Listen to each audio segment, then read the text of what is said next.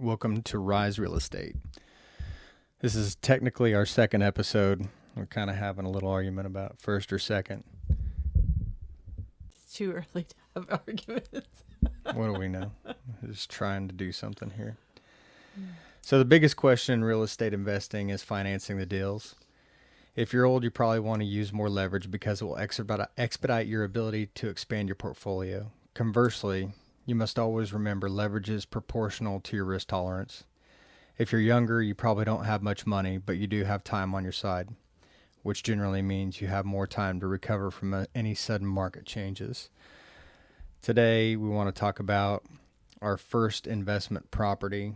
A little bit of confusion about that also. Our first technically would have been my original property that I bought to move into when I was 19 years old back in 1999 of July. We call this house the Laura house, and we still currently have this property today, 26 years later. It's when I was 19, Mom always told me that she was going to kick me out at 18, and I lasted a little bit longer than that.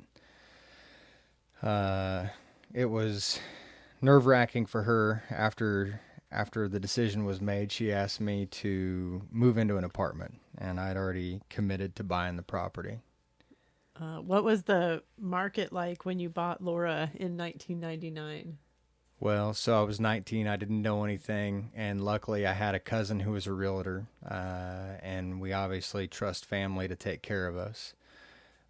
She showed me around to a couple of properties. Interest rates when I bought that house as a first-time home buyer was 7.3%. I believe that a tornado had gone through the area not too long before, and somebody had purchased the property to flip it. When we looked at it, it seemed like really clean, nice, taken care of, kind of cleaned up. We might call it lipstick on a pig nowadays. But it had fresh carpet, kind of cleaned up the bathroom and made it look nice. Still had 1970s white countertops with gold flecks in it. And decided to make the purchase after probably looking at 4 or 5 properties. So what the market was like was I was looking for properties from $30,000 to $50,000.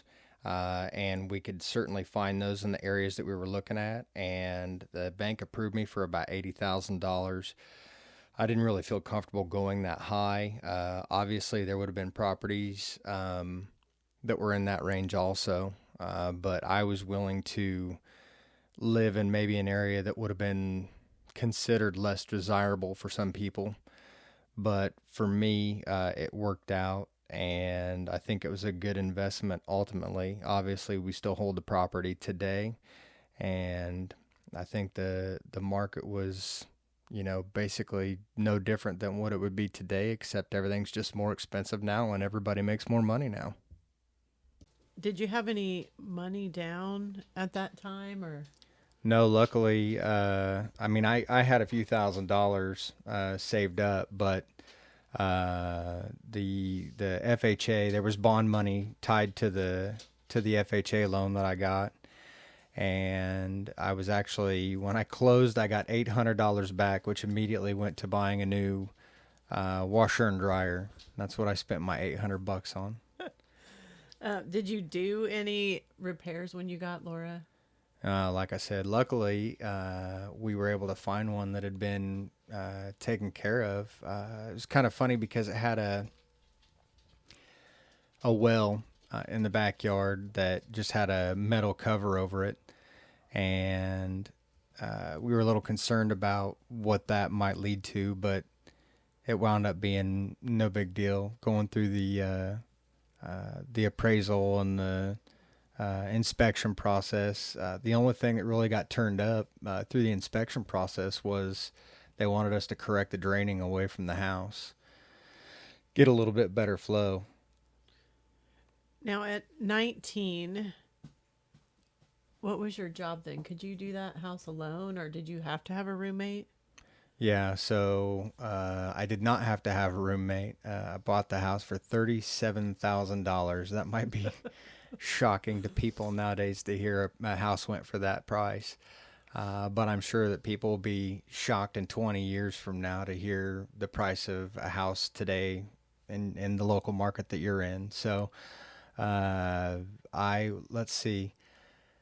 I went to work for a cable company here in town and lost that job pretty promptly. I don't think I had bought the house yet. I actually think I had just gotten hired on at Southwestern Bell Mobile Systems, if anybody's ever heard of that name. Later it became Singular Wireless, and today it's known as AT&T, but I was just a technician, probably making $10 an hour, and I always had a second job. So to answer the question, I didn't necessarily need a roommate with a $350 a month payment, but I always had one. It made for entertaining parties as a young guy, and I always worked a second job, and so I was never home to run up any electric bills, or I didn't need TV. I can remember sitting on the couch and watching over-the-air antenna stuff, just trying to keep it as cheap as possible. How did you decide to keep Laura and not sell it once you moved out? So I moved in with you and decided that since you owned your own home, I think we'll have to get into that here for just a second. Since you owned your own home, it was a safe bet to go ahead and start renting out mine as an investment property. There's no reason to sell it. As a matter of fact, I actually had a realtor. He's the one that helped us buy this house. He's no longer in the game, I don't think.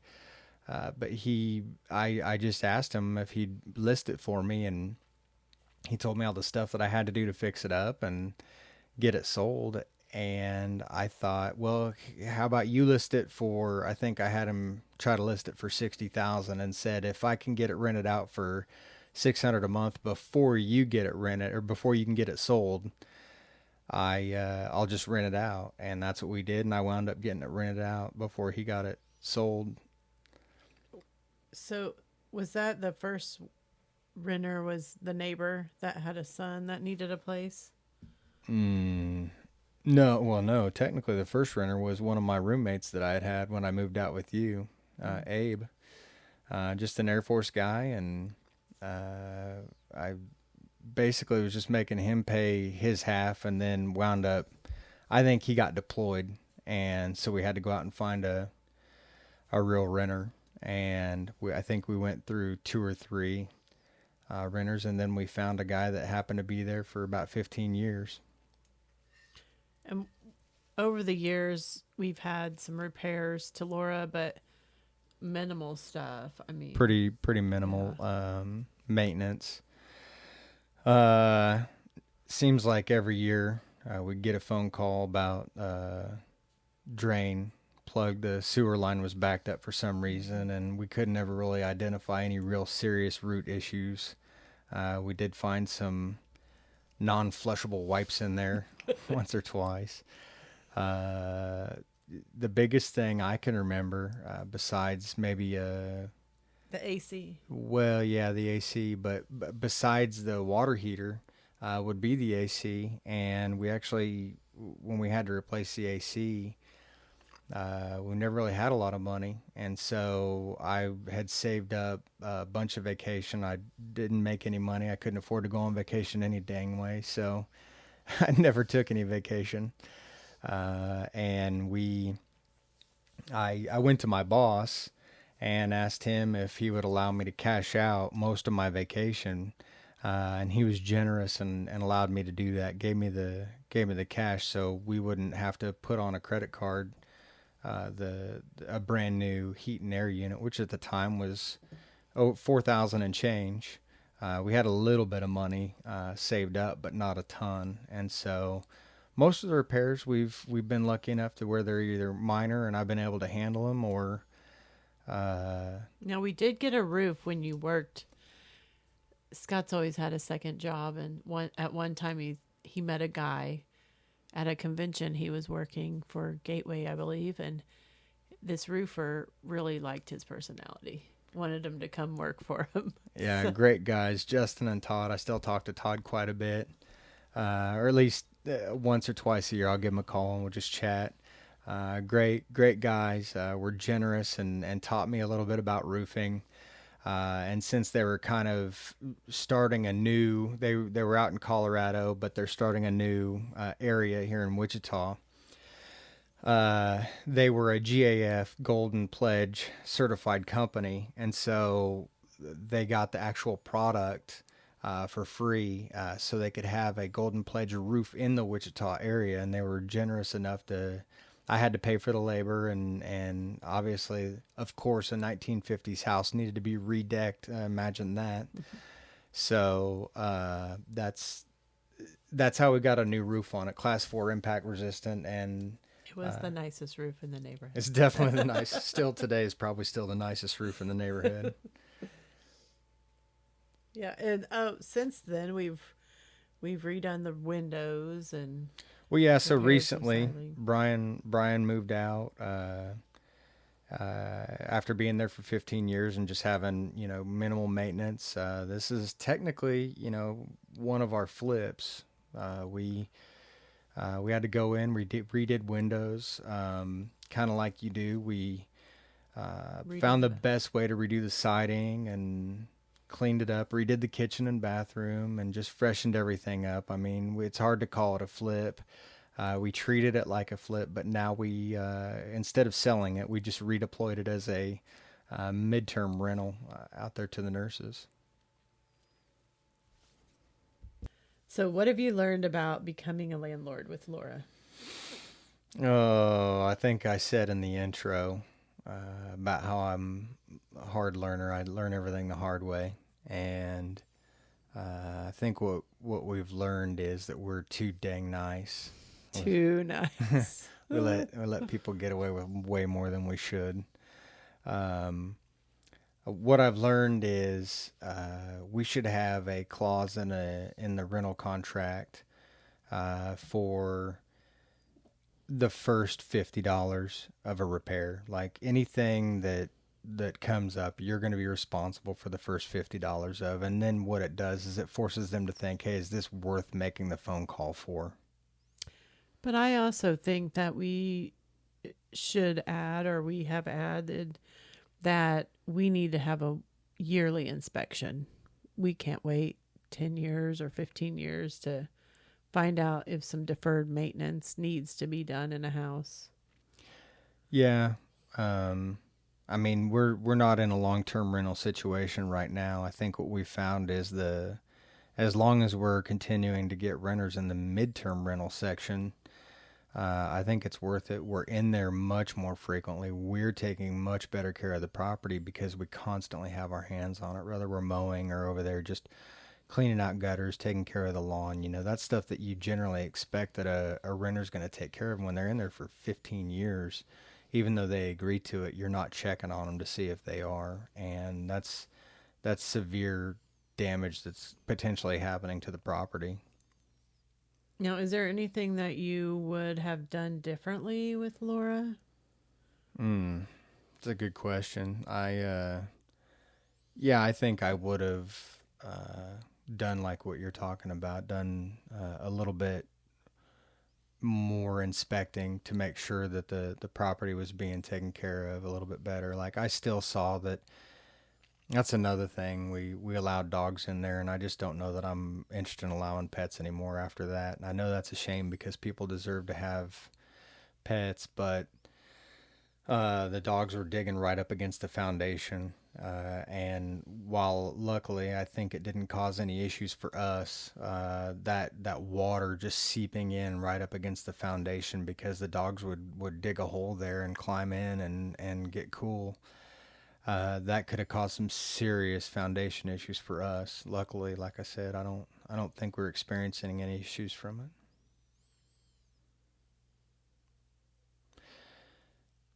Any other hot button questions for me today? I'm just trying to think. I can't think back all the years of having Laura, but it has been a good little house. I like the size of that house. The layout is easy. It's just 2 beds, 1 bath. Nice little 2-bed, just under 800 square feet. Nothing big, nothing special. Great little starter home for me. It worked out well. I'm super glad that we decided to keep it as a rental. Part of that was when I moved in with you, I wasn't sure if I was going to have to run back to it someday or not, but you may still. It's always a fallback plan. That thing kind of was my escape route from my childhood into my adulthood, to have my own place. And it never made sense to me to rent, to throw money in to some landlord's hands. And now I benefit directly from that. And renting is for some people and owning is for other people. And I wouldn't really have done it any other way. I can say that my experience may have worked out for me better than some people. Buying a property at 19 may not be the smartest idea for everybody. I certainly wasn't rich when I started out, but no, I think you tried to dig your own pool in the backyard. I definitely tried to bury a in-ground pool about halfway in the ground. I had a roommate that's kind of what got me into doing my own repairs. I had a roommate that pushed a load of clothes up against the hot water tank and took a shower, and he woke up, or he came in, it was about 10 o'clock at night, he took a shower, came into my room and told me the smoke alarm was going off, and I asked him if he bothered looking for a fire. And well, no. And so I jumped out of bed and started walking through the house and opened up the door to the laundry room, and there's a nice little fire going. And he started to try to blow the fire out with a towel, which hey, everybody's got their own methods. I walked to the cupboard and grabbed a convenience store plastic cup and filled it with water and went over and doused the fire and looked at him and said, "Clean it up." And the next day we didn't have warm water for a shower. And of course it was really close to Thanksgiving. I think it was the night before Thanksgiving or Christmas, some holiday. Called up a local plumber to come over and take a look at it.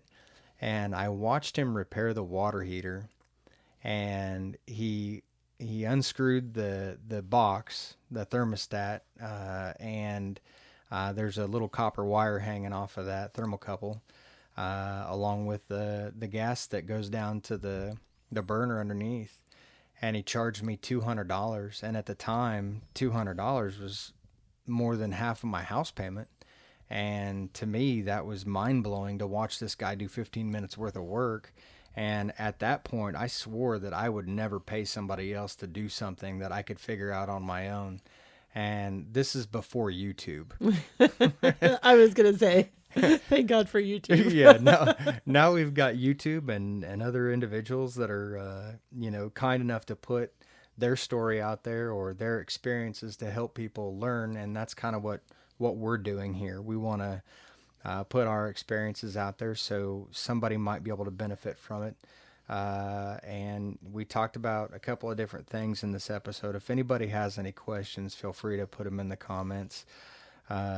Elena was turning away from the mic a little bit over there, and we discussed we need a better setup here. And so if you can like and subscribe. We need 500 subscribers so we can get new microphones. I set a limit. I said when we get 500 subscribers, we can get new microphones. So if you would, please like and subscribe us. Have a good day.